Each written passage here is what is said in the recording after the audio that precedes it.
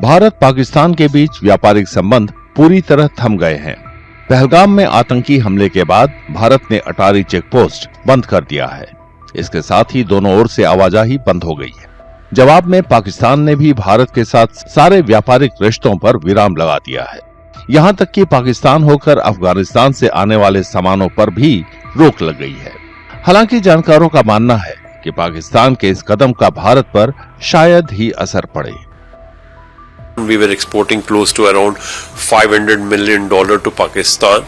So Pakistan has to see when the main product which are being exported from India include something like pharma, its organic chemicals, automobile and auto component, they have to look into the alternative source of supply.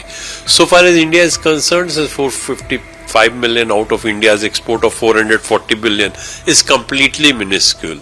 So probably the challenge will be more from the Pakistan side rather than making any impact on India. अप्रैल 2024 से जनवरी 2025 तक दोनों देशों के बीच करीब 50 करोड़ अमेरिकी dollar का व्यापार हुआ।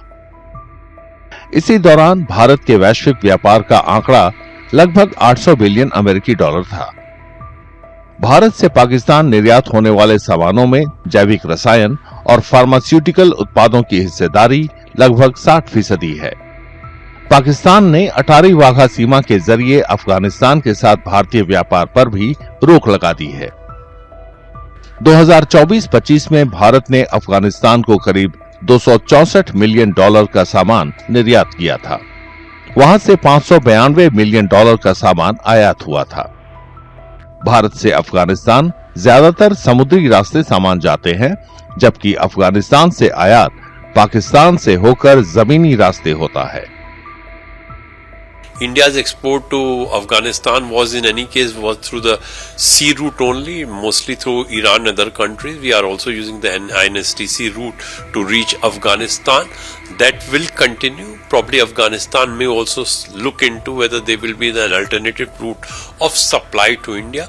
So as of now, because of this grim situation, definitely the Afghanistan exports to India will be impacted. If I'm looking into the data based on the last year data, it was close to around $650 million. India's export to Afghanistan was around $350 million.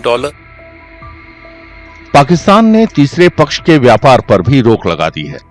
इससे भी अफगानिस्तान से भारत को निर्यात में कमी आ सकती है। अफगानिस्तान को भारत में निर्यात के लिए समुद्री रास्ता अपनाना पड़ सकता है। इससे भारतीय आयातकों के लिए कीमतें बढ़ सकती हैं। अगर आप ये वीडियो YouTube पर देख रहे हैं तो हमारे चैनल को सब्सक्राइब करें और बेल आइकन को दबाना ना भूलें। अगर आप Facebook पर ये वीडियो देख रहे हैं तो हमारे पेज को लाइक करें।